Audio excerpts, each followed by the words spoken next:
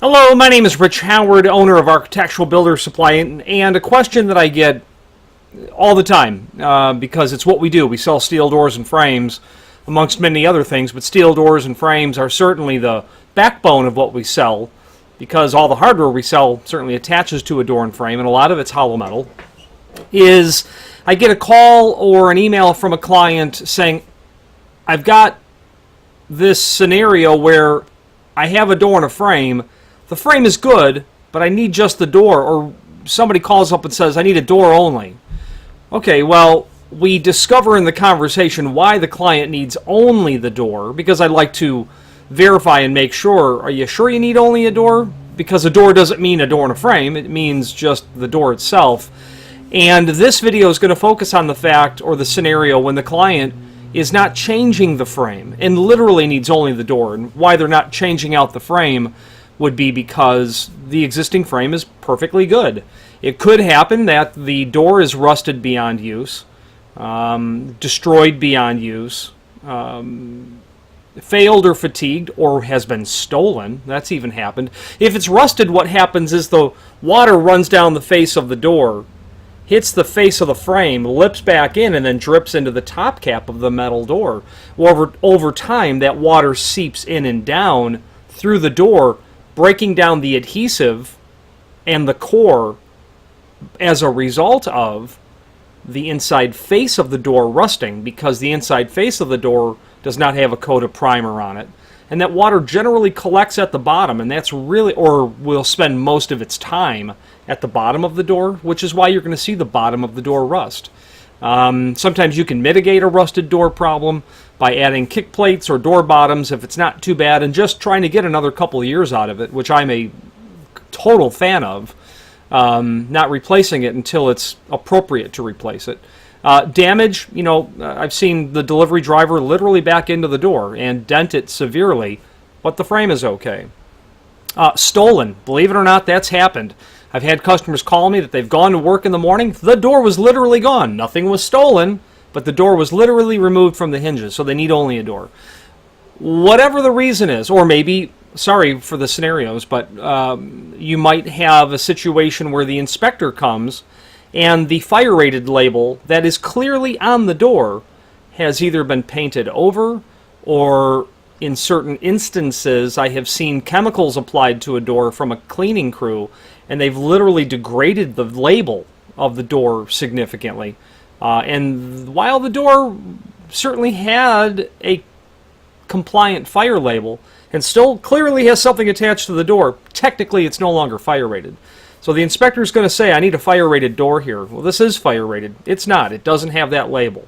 Without the label being intact, it is not a fire rated door, in fact, even though the construction of the door is 100% compliant with fire rated requirements for that manufacturer. So whatever the reason is. And where the conversation goes from there is determining the location of the hinge and locking device preparations on the door. Meaning, where physically are those cuts, preps located on the door in relationship to generally the top of the door, to the top of the prep, or to the center line of the prep. Believe it or not, the location of that, those hardware preps is equal to the DNA makeup of the door. It literally tells us who's the manufacturer of that door. Now, while that's not a foolproof all the time answer, because any manufacturer can put their locations in any location they want, every manufacturer does have standard locations that, unless otherwise specified, they will manufacture the doors and frames to those locations. Customers will always call up and start giving us serial numbers, stampings, numbers they can find on the door. And almost always what they're telling us is the serial number of the fire label that's on the door. And that's nice to know, in the sense of knowing it, but it doesn't really mean anything. It certainly tells us that that door was manufactured as compliant with a fire rating. Doesn't mean you need a fire door. You may not need a fire door if it's an exterior door on the back of a building to an alley, you don't need that door to be fire rated in almost all instances. The fact that that door has a label on it is only the fact that it's very common for all doors to have labels on them because it reduces stock for the distributor.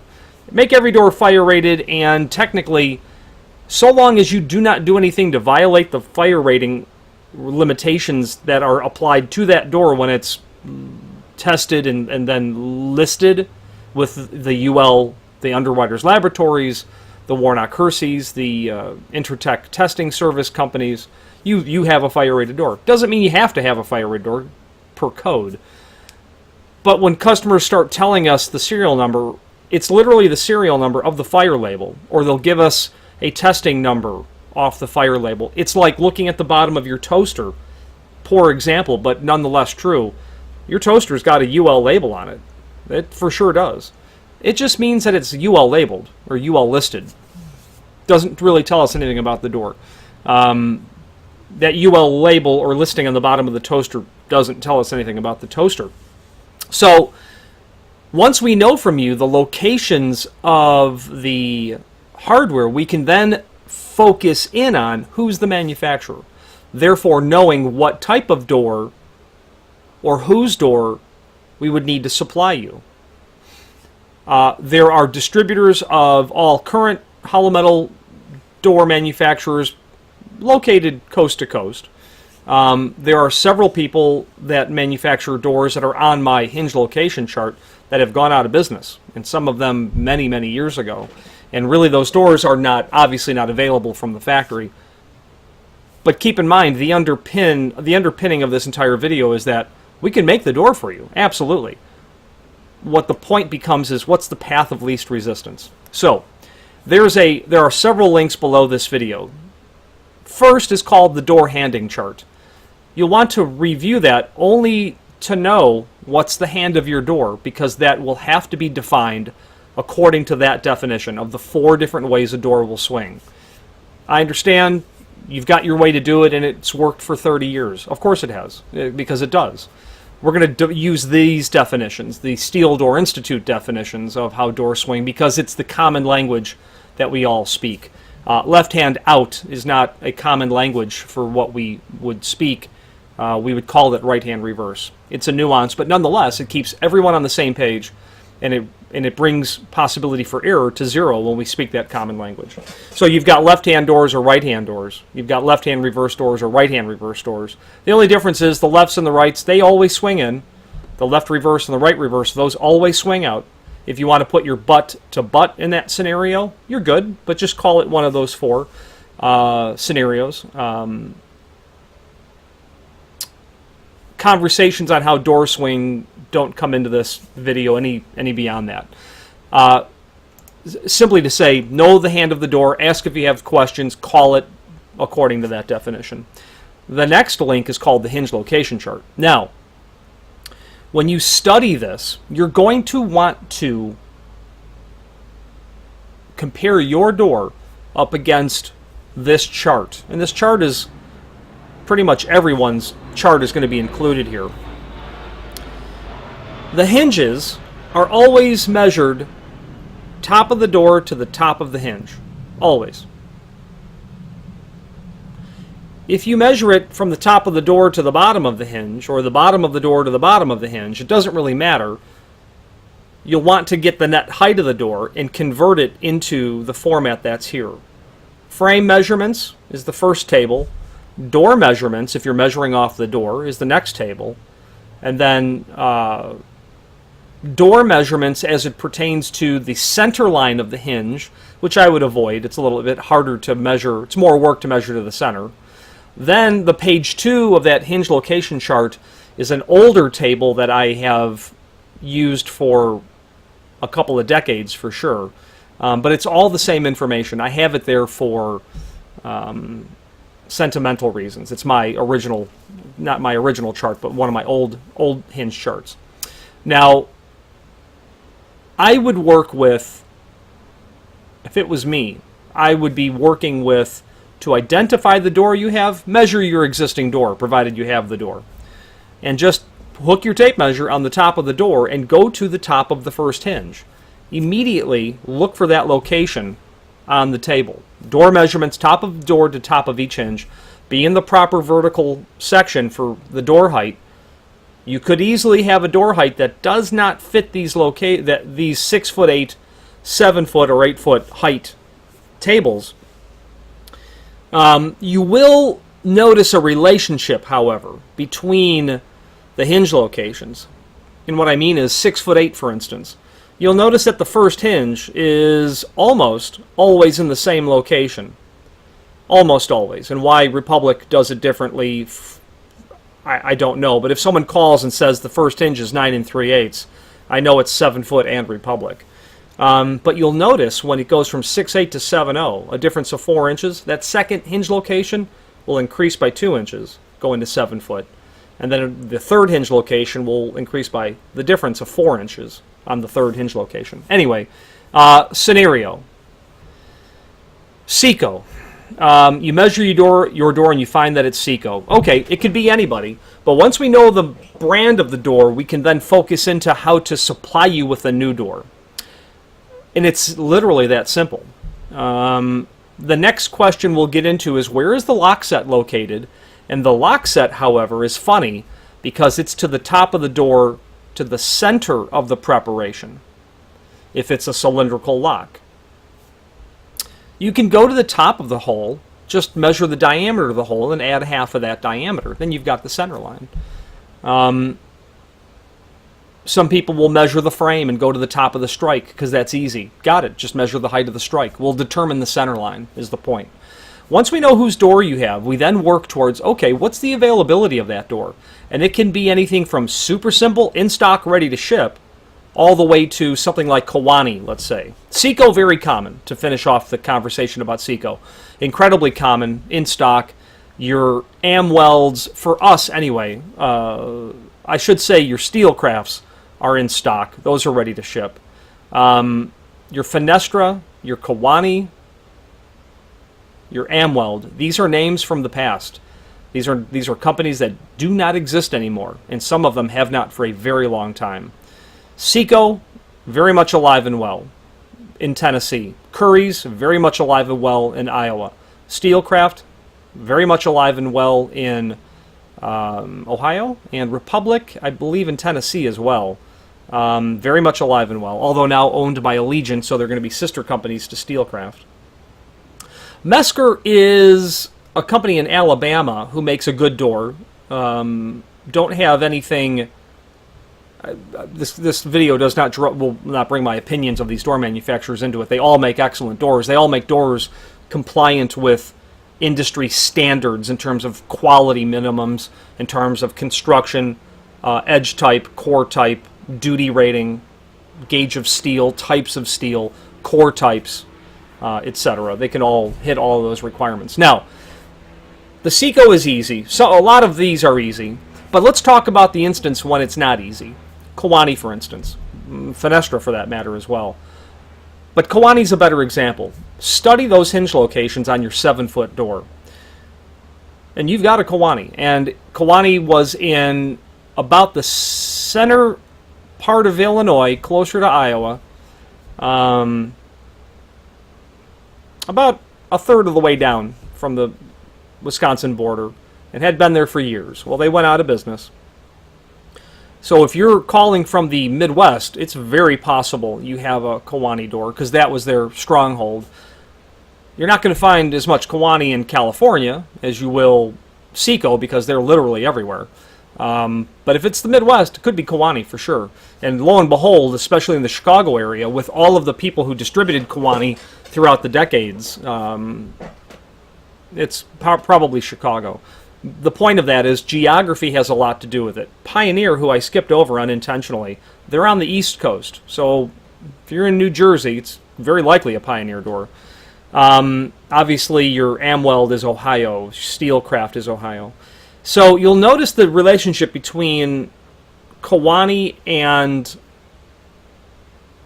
let's say, Amweld. You'll notice the first and third hinge locations are off only 1/8 of an inch. Only 1/8 of an inch. Well, take it from me, if you try to make that door work, even though the middle hinge is good and the lock set is in the identical location, you are not going to leave that job soon, because 1/8 of an inch might as well be a mile, because it's not going to fit, and that's the bottom line. You can manipulate the hinge by grinding the leaves. You can ovalize the holes. You're still going to be off. There's no way to change that location. Some people have done it. You know, put those screws in loose and just try to crank them over, or what people have done is they've separated the hinge leaves and then literally sliced the hinge leaves so that the knuckles now fit sloppily like this, so you can literally slop them. It works. It can be made to work, but obviously violates fire rating, violates longevity, violates common sense to a door actually working appropriately when you do all that work to the door. But the point of the conversation is we're getting to where we're discovering, oh, here's a problem. Here's a way to skin that cat. Let's turn that around. If you've got Kiwani, you've got trouble. You're going to have to order a door. And again, the underpinning of all this, we can supply you with any dimensions you sketch out. Anything you tell us can be made. That's just the bottom line. That's also synonymous with the most expensive solution. That's the other part of this underpinning. So that's always stop, I don't care, make it for me. Okay, great. Let's say that you have an Amweld door. Now compare that against Steelcraft.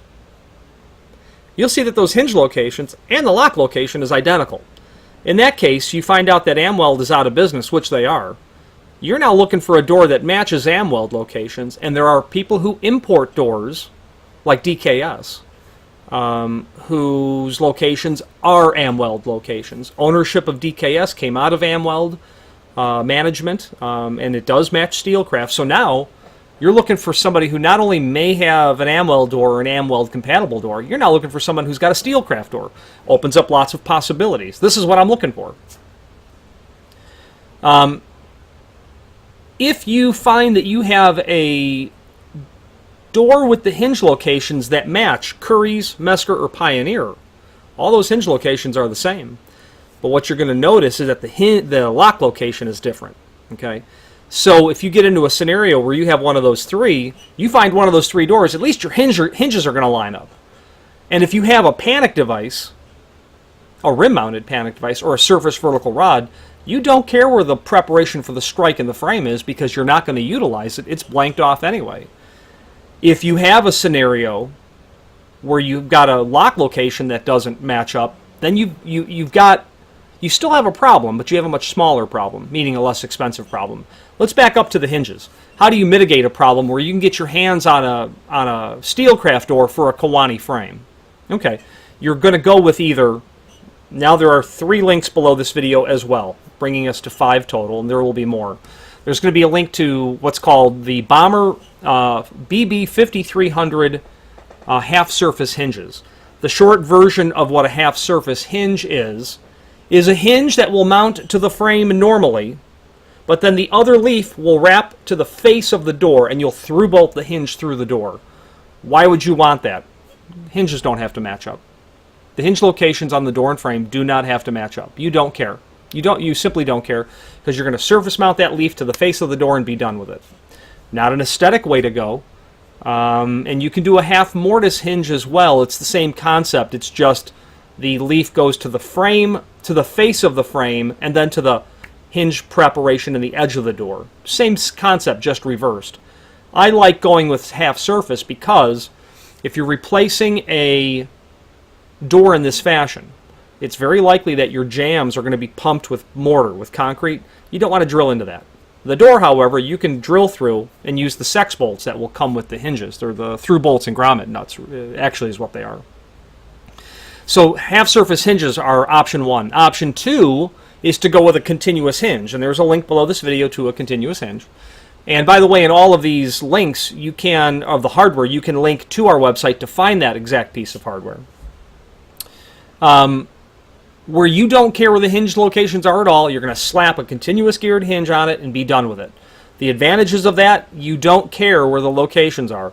The advantage is that the hinge is going to give a lifetime guarantee of the installation. That hinge is rated for the lifetime of the installation, is the bottom line.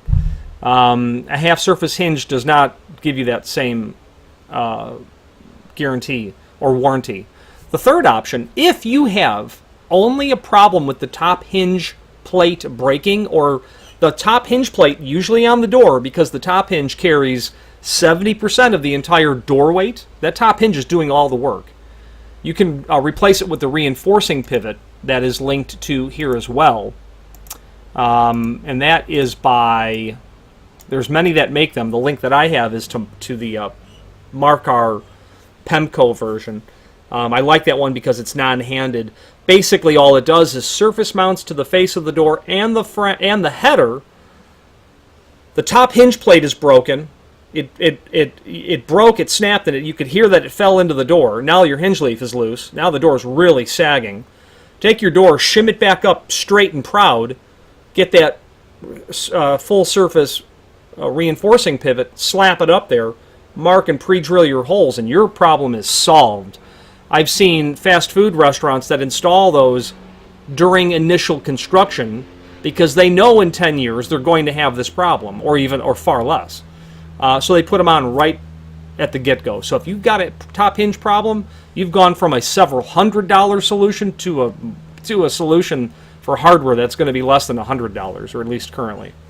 Those are options in terms of dealing with the hinge location problem. Now the lock location problem, that's really, and there's two other links that are down below. One is to a blank strike plate, and the other is to a strike plate that has a big giant long hole in it. If you've got a lock set, a mortise lock, a cylindrical lock, a tubular lock, a deadbolt, you want to study that chart and see how close are you with your preparation of your existing door and frame for the lock and the location of the door that you're going to source. Because if you're close, like the difference between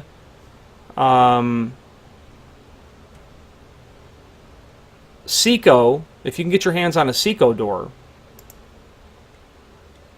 and you are replacing a fenestra door, you're going to see that, and that's actually, I was struggling from memory, that's actually a very good example because the difference is 1.5 inches. The lock location is going to be 1.5 inches off center, lower in this case. Higher, forgive me. You could certainly take that blank strike and drill the hole where you need it to be and file it, or you can take that other strike with the full cutout and probably file it up a little bit and save the day. And no one will be the wiser.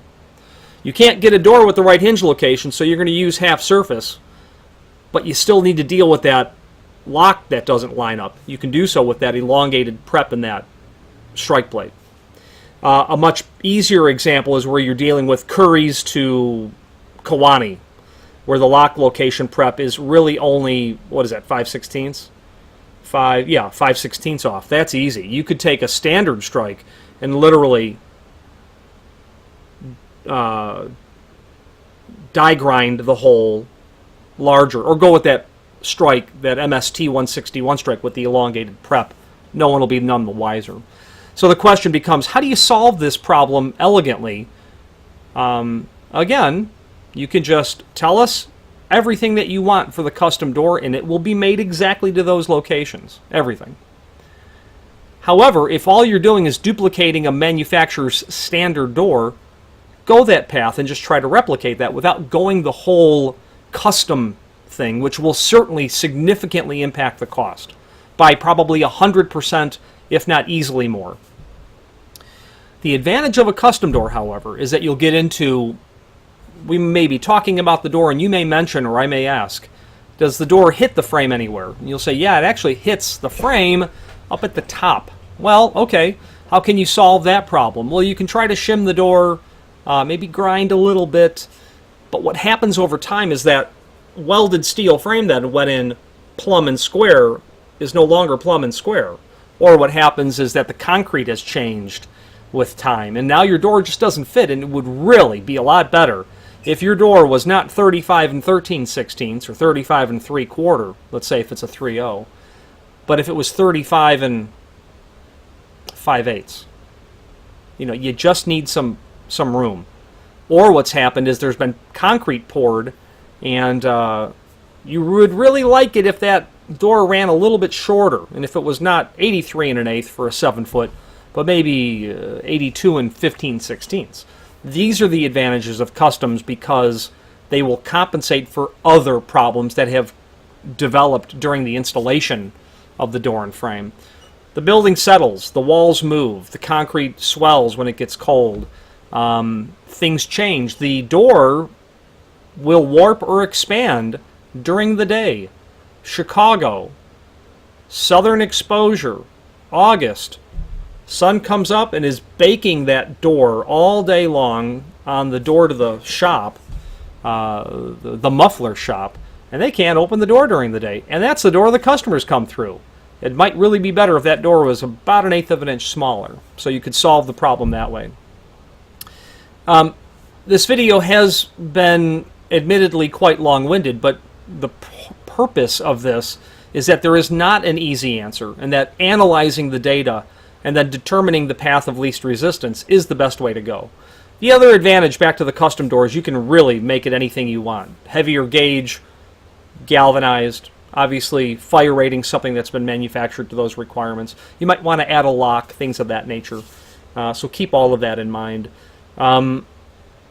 We have access to every one of these manufacturers' doors. We distribute these doors directly or indirectly across the board, and of course manufacture doors to those requirements.